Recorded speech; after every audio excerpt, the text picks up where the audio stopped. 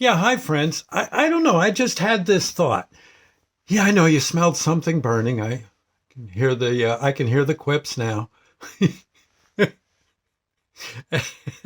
But this isn't such a bad idea. And it all came, I think, in an earlier video, a recent one. I mentioned how a friend had given me a foot massager. Actually, the way this worked, he got one for his wife. Okay, he got a foot massager brand new for his wife. The wife tried it once and said it really wasn't her cup of tea. And so he put it all back in the box and he gave it to me. Okay. I brought it home to my wife. My wife, Sandy, said, "Gee, I don't need this." She said, "I got a bathtub. I'll just soak my feet in the bathtub if I need to." And, I said, "Well, I don't really need it. My feet feel okay." So we put it back in the box. and, and yesterday, I took it. I don't know, it's an afterthought. After I loaded my van with DJ equipment and went up to the Acme I work at up in Blairstown to play some Christmas tunes, I set the box right near my table. And I said, I just waited for a target of opportunity. And I saw a lady going by, excuse me, who looked like, well, it was hard for her to walk. You could tell her feet were hurting. Excuse me. And I said, "Ma'am, I just wanted to mention," I said, "I have this foot bath thing. It gives you it's like a heated foot bath. I guess like soaking your feet in a pan of water, and it feels better on your feet, which it was given to me. I can't use it. Would you like it?" And the lady was tickled pink. I carried it for her to her car. And I'm sure she's probably, even as we speak, she's probably, "Oh, well, that feels so good." And there you go. It worked out. And I got to thinking how so many things are around the house that you can't really use. And yet, gee, you hate to throw them out. I'm wondering if there must be a church or a charity somewhere, Boy Scouts, Girl Scouts, I don't know, an American Legion, that if they had a bit of a storage space, this is something they could almost do. And people could donate things that they don't really need, good things that they just don't, that are just cluttering up the house, one or two items. And then what you do is you put all this stuff on a given day, you advertise, you're going to have a swap meet, but a real swap meet. And you set stuff up and people could either pay a fee. I guess they could pay a fee to enter the grounds. And the deal is they've got to bring something to trade for an item that's on the pile. So maybe they bring a relatively good vacuum cleaner, put it on the pile, and now they can take something from the pile.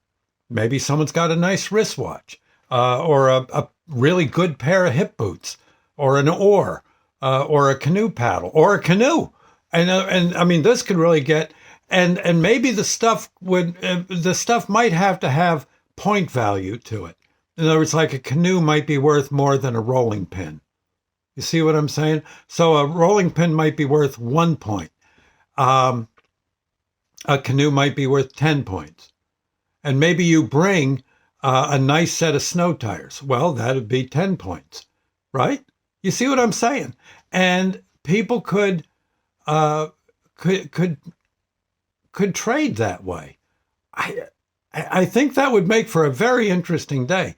Naturally, of course, you could have a DJ overseeing the whole thing, talking up an item. Hey, ladies and gentlemen, look at that beautiful dollhouse there, complete with furniture, and that's 2 points. All you got to do is bring a 2 point value item, or you pay for the points. Maybe a point is worth $5, so you want to get you brought a 1 point item to the pile. Well, and you saw a 3 point item. Well, okay, you got to pay. You bring that item you brought, counts for one, and you pay maybe $10 for the remainder of the cost. You see, and I would think people could. I would think there could be some money made for a charity. There's got to be a way to work it out. And I would think it'd be a hoot. I mean, like I've got a box over there of perfectly good matzahs. Well, I could bring that box of matzahs. Okay. Yeah. Matzah crackers. And I set that out. Maybe someone else brought a case of soda. They haven't drunken they haven't had a sip of it in 3 or 4 months. It's just gathering dust. It was left over from a party. Whole big case of ginger ale. Well, there it sits. Nothing wrong with it. Maybe you trade the matzahs for the ginger ale. Or again, tires for a canoe. or I can see so much stuff that could really move. And then when it's all said and done, you put whatever's left of the pile, you either give it to someone like the Salvation Army, or you put it in the barn to sweeten the pot for the next time this particular charity, whoever they might be, would do this event again. I could see where it would really draw a crowd. And I could see people picking. The big rule is, too, you can't fight over something. Yeah. No, not in the middle of the pile slugging it out because you want you want that dinette set. And, somehow or another, it'd have to be maybe a coin toss situation. A referee. There probably have to be a referee or two. Like the football got referees with the striped jacket, they come over and call foul if someone's their decision is final. I don't think they'd have to be armed, but well, it's good enough stuff maybe. But you see what I'm saying? A true swap meet. I don't know, not a flea market necessarily, but a way to trade your old your headboard for a coffee table. You see? Yeah. I don't know. And of course you'd need a DJ for this. Like I said, I don't know who you might get, but doggone. Okay, so you see what I'm saying? This all came up. I thought of how, of course, about that foot warmer or that foot massager, but I also thought of how, well, one time a very nice DJ, Chris, saw that I had these rather very heavy, nice but very heavy speakers for my DJ business. And I'm no spring chicken, but I was still able to lift them and get them onto tripods. But still, they were heavy. And sooner or later, I was going to drop one on my foot. You could just tell. Well, Chris, he calls me over one day. We were doing a gig together. And he says, Doc, you're always doing good things for people.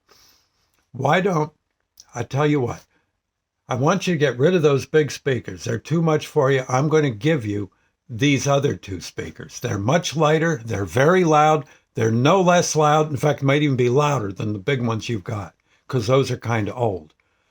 You can have those speakers. Those, I'm giving them to you. And I was, thunderstruck. Well, I had the small speakers and I still had the big speakers. And I got to thinking, I said, I got to do something with these big speakers. Well, as it turned out, I had them still in my van. Yeah, I had them in my van, but I was trying out, I had brought Chris's speakers along just to try them out. I had the big speakers in case I couldn't figure out how to wire them, the new ones. Well, I got the new ones figured out in a jiffy, and they were blasting away. They were good speakers. And and this was an event that the police were sponsoring, along with others. And the police were there with their police dogs doing a show, how the dogs could find things and chase people and all that stuff. Pretty cool. And I don't know, I made mention that my speakers, since I have my new speakers, I'd like to give away the speakers I've got, the big ones. I said, they're perfectly good. It's just, I got these little ones. They're better for me.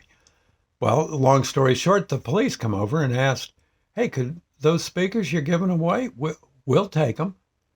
And I said, you will? They said, yeah, we could use them for when we do demonstrations with the dogs. It'd be great. I said, well, they're yours. And next thing you know, the police are taking the speakers away. One guy was carrying them, one in each hand. I'm thinking, guy's tough. and they were happy as clams.